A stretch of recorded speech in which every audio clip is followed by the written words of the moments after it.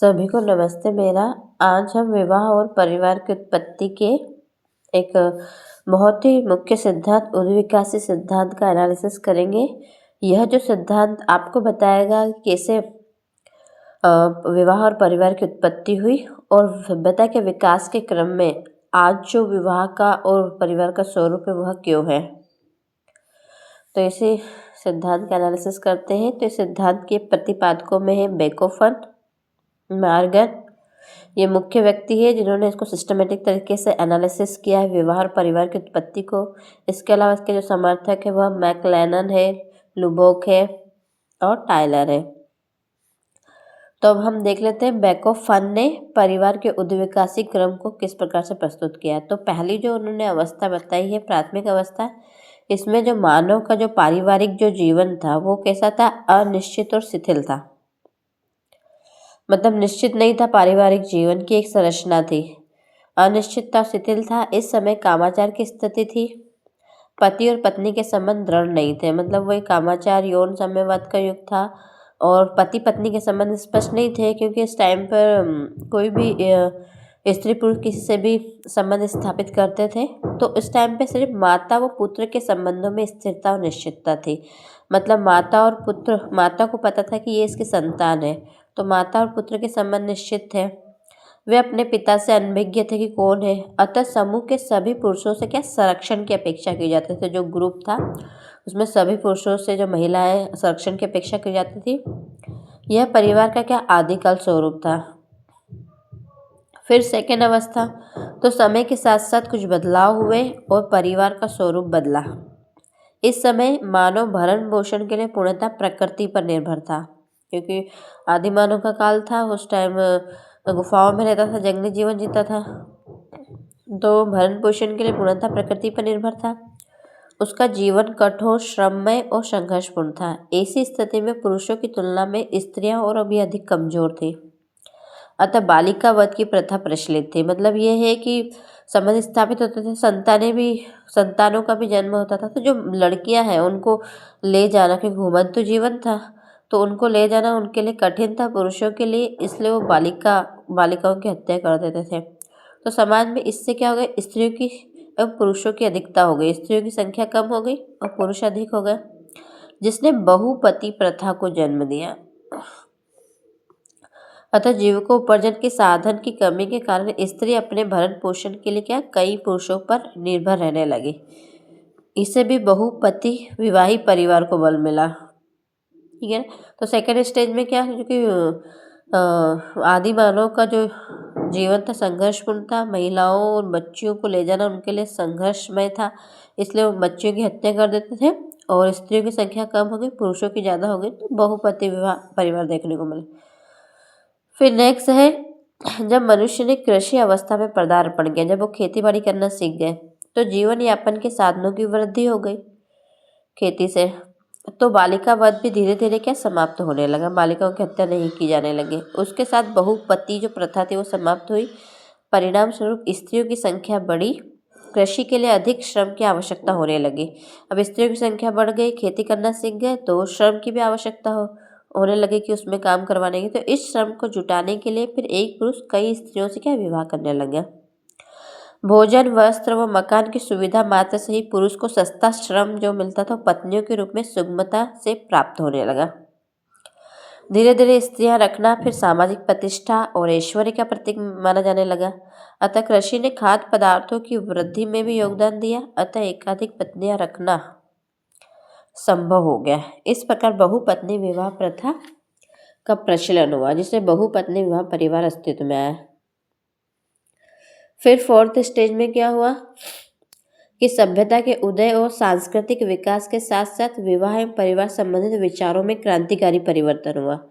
जो विवाह परिवार जैसी संस्थाएं अस्तित्व में आ गई थी, तो क्या क्रांतिकारी विचार हुए कि जो स्त्रियां हैं, जो कि बहुपत्नी प्रथा आ गई थी, तो स्त्रियां अपने अधिकारों के प्रति सचेत हो गई, तो वो पुरुष अपने अधिकारों की मांग करने लग गई, अपने बच्चों के लिए, संतानों के लिए, अपने लिए। तब फिर समूह के कल्याण के लिए फिर क्या डिसाइड किया कि सामाजिक न्याय और नैतिक विचारों ने एक विवाह परिवार की पुष्टि की कि नहीं, बहुपत्नी विवाह में एक लड़ाई झगड़े और अधिकारों के लिए संघर्ष हो रहा था, तो फिर एक विवाह परिवार अस्तित्व में आया। तो वही है कि आज सभ्यता के विकास में एक वही परिवार सर्वाधिक रूप से प्रचलित है। तो ये है बैकोफन ने बताया है कि स्टार्टिंग में तो कामाचार की स्थिति स्त्री पुरुष का संबंध निश्चित ही नहीं था, सिर्फ माता और पुत्र का संबंध निश्चित था। फिर सेकंड स्टेज में ये होता है कि उनको घुमंतु जीवन जीना है अपनी आजीविका के लिए, तो बच्चों का वध करने के कारण बहुपति प्रथा अस्तित्व में आई क्योंकि पुरुष अधिक होने लगे। फिर जैसे ही वो खेती व्यवस्था सीख गए, मतलब कृषि व्यवस्था में आए, तो उनके भरण पोषण की सुविधा हो गई, तो बच्चों को मारना बंद हो गया। फिर बहुपत्नी प्रथा आ गई क्योंकि उनके पास धन आ गया, तो पत्नियों एक से ज़्यादा पत्नियां रखना फिर सामाजिक प्रतिष्ठा और ऐश्वर्य का प्रतीक मानने लगा। फिर जैसे ही पत्नियों में अधिकारों को लेकर संघर्ष हुआ, तो एक विवाही प्रथा को एक सभ्य समाज के लिए उचित माना गया। चूंकि जो उद्विकासी सिद्धांत है उसको प्रस्तुत करने के लिए विश्व के अनेक आदिम समाजों का अध्ययन किया गया, जिनमें क्या मातृवंशीय परिवार अधिक थे। जब आदिम समाजों का जो इन पे रिसर्च हुई, तो यही माना चला कि प्रारंभ में मातृवंशीय परिवार ही थे। और जो टायलर है उन्होंने भी बोला है कि मातृसत्तात्मक जो परिवार है वो आदिमतम परिवार का रूप है, कि स्टार्टिंग परिवार मातृसत्तात्मक था। अब हम देख लेते हैं जो लुईस मॉर्गन है, उन्होंने भी परिवार और विवाह के जो 5 स्तर बताए हैं उसका एनालिसिस करेंगे। तो जो लुईस मॉर्गन है उन्होंने क्या बताया कि जो स्टार्टिंग जो परिवार था समरक्त परिवार था। समरक्त का मतलब ये था कि जो जो भाई बहन थे उनमें भी यौन संबंध स्थापित हो जाते थे, क्योंकि वहाँ पर ये था कि संबंधों को नाम नहीं दिया गया था, सिर्फ कबीले में रहते थे और संतानों को जन्म देते थे, इसलिए भाई बहनों में भी यौन संबंध स्थापित हो जाता था। तो समरक्त परिवार देखने को मिलते थे। और उन्होंने पॉलिनेशियाई समाज का भी अध्ययन किया है, और उन्होंने बताया है कि इनमें जो संबंध थे, मतलब कई संबंधों को एक ही नाम से संबोधित किया जाता था। जैसे पिता के भाई माता के भाई को एक ही नाम से संबोधित किया जाता, तो समझ में नहीं आता था कौन सा क्या संबंध है। तो इस प्रकार से समरक्त परिवार देखने को मिलते थे, क्योंकि परिवार और संबंध निश्चित नहीं थे इस वजह से। फिर नेक्स्ट है समूह विवाह परिवार। तो इसमें क्या होता था कि एक परिवार के सभी भाइयों का विवाह दूसरे परिवार की सभी बहनों से होता था, और इसमें प्रत्येक व्यक्ति सभी स्त्रियों का पति होता था तथा प्रत्येक स्त्री सभी पुरुषों की क्या पत्नी होती थी। तो ये समूह विवाह परिवार है। इस पुष्टि के लिए जो मॉर्गन है उन्होंने वर्गात्मक व्यवस्था में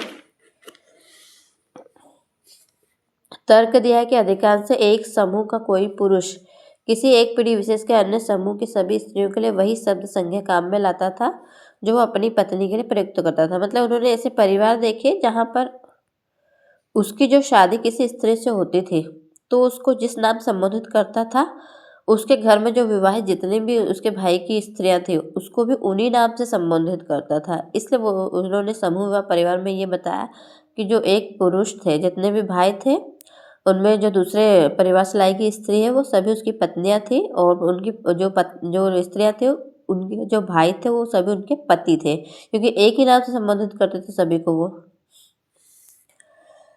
फिर है सिनेस्मियन परिवार। इसमें क्या होता था कि इस व्यवस्था में एक व्यक्ति का विवाह एक स्त्री से होता था, परंतु वह परिवार में विवाहित सभी स्त्रियों के साथ यौन संबंध रख सकता था। मतलब ये था कि इसमें ऐसा नहीं था कि जो परिवार के जो पुरुष वर्ग है वो दूसरे परिवार की सभी स्त्रियों से शादी करते थे। इसमें यह था कि अब एक व्यक्ति था दूसरे परिवार की स्त्री से भी विवाह कर सकता था, और जो दूसरा भाई है वो दूसरे परिवार की स्त्री से भी विवाह कर सकता था।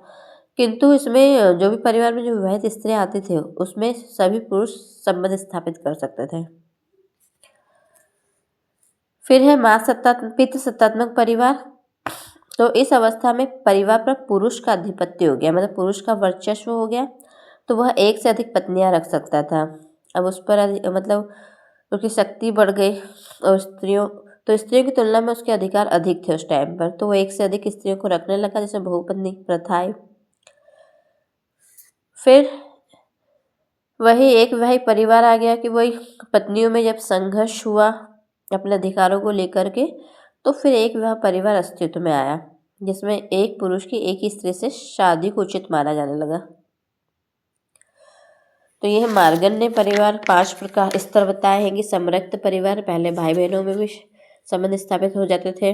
फिर समूह परिवार आए, एक परिवार के पुरुषों का दूसरे परिवार की स्त्रियों से विवाह करना और आपस में पति पत्नी का संबंध स्थापित होता था। सन्यासीन परिवार में एक परिवार के पुरुष का दूसरे परिवार की स्त्रियों से शादी होना, अन्य परिवार की स्त्रियों से। फिर है प्रतिष्ठात्मक परिवार, जिसमें पुरुष का आधिपत्य हो गया और वो एक से अधिक पत्नियों को रखने लगा। फिर जब पत्नियों में लड़ाई हुई तो एक वह परिवार अस्तित्व में आया। तो यह है कि इन जो सिद्धांत की जो बेकोफेन और मार्गन ने जो द्विकाशिक क्रम सिस्टमेटिक बताया, इनकी आलोचना भी हुई है, जिसमें स्टार्क, वेस्टरमार्क, काली, एंड्रयू लेग, N.W. टॉमस, इनके द्वारा भी आलोचना हुई है।